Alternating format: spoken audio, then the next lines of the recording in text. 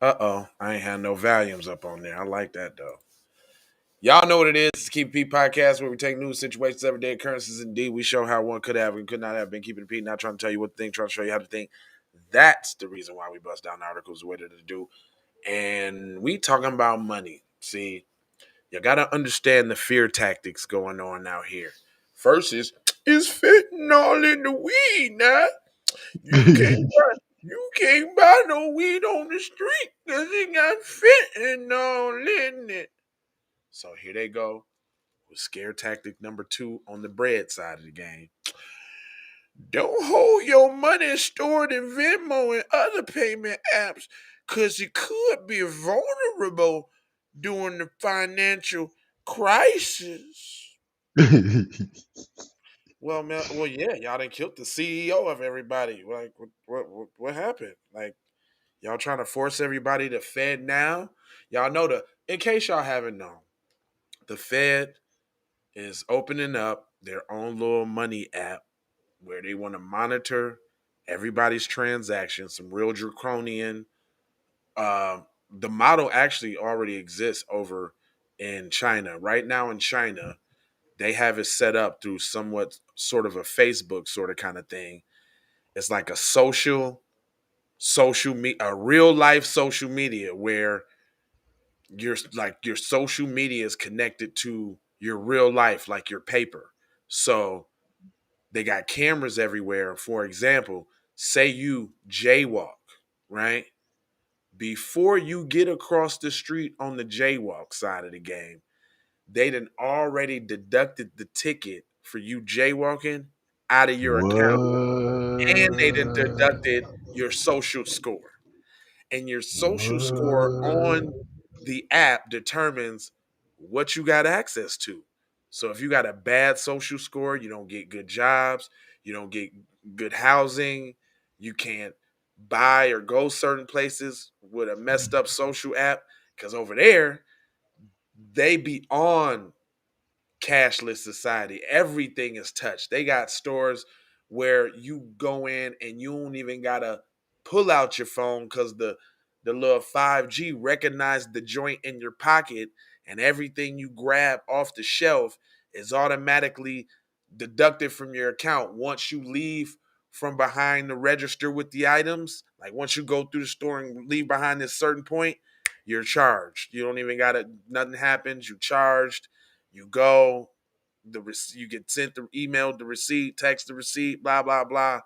They're they got them on lock over there. Obviously, though, that's more of a communist society where there's like totalitarian control, which there's enough white people with guns over here, thankfully, that we don't necessarily have to worry about that. However, if it means doing whatever they got to do to get rid of them Negroes, man, they might give up all the guns.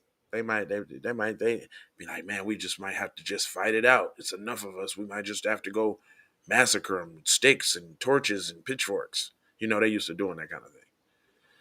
I Right, don't, right, right, it, right. I don't know what that has to do with money, but it has a lot. Um, it's all fear tactics. But they say customers of Venmo, PayPal, Cash App should not store their money within those apps for a long term because the funds might not be safe during a crisis, the Consumer Financial Protection Bureau said on Thursday. The alerts come several weeks after the failure for Silicon Valley Bank, Signature Bank, and First Republic Bank, which all experienced bank runs after fear for customers uninsured deposits pulled their money in mass. It says the Federal Deposit Insurance Corporation insured bank deposits up to 250,000, but money stored in Venmo, Cash App, Apple Cash is not being held in a traditional bank. So, if there's any similar run with those payments, people can find that those funds may not be protected. Well, that's a different story. I don't think that's fear. I think that's actually just kind of. I mean, it's fear in the same token because they wasn't highlighting that before, but now I think it's fear because they're saying, "Now look now." But then, how you gonna sit up here and tell me that regular banks failed, and you want me to take my money off the Cash App and the Venmo, what, put it in the regular bank? Ain't the volatility on both sides? What if you got more than $250,000? Do now you got to spread it out between multiple banks? Well, that's something you should do anyway. If you got more, you should. But then that's more chance that you could get the bing bing because The you're in more banks, they're giving you more opportunities for a bank to fail. That's right. It says some funds may be eligible for a pass through insurance coverage if the customers do a certain activities with these apps.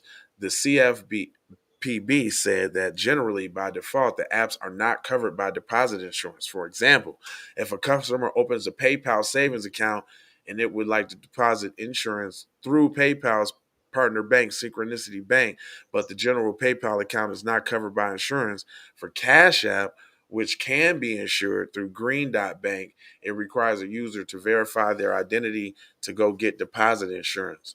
We find that stored funds can be at risk of loss in an event of financial distress or failure of an entity operating on a non-bank payment platform, and often are not placed in an account at a bank or credit union and lack individual deposit insurance coverage. Consumers may not fully appreciate when or under what conditions they be protected by deposit insurance, the agency added. Peer-to-peer payment apps and non-bank offering payment like services have exploded in popularity in the last decade. Venmo now has more than 90 million users and recently announced that it is going to allow parents to create accounts for their teenage children, potentially bringing in tens of millions of new customers for the app.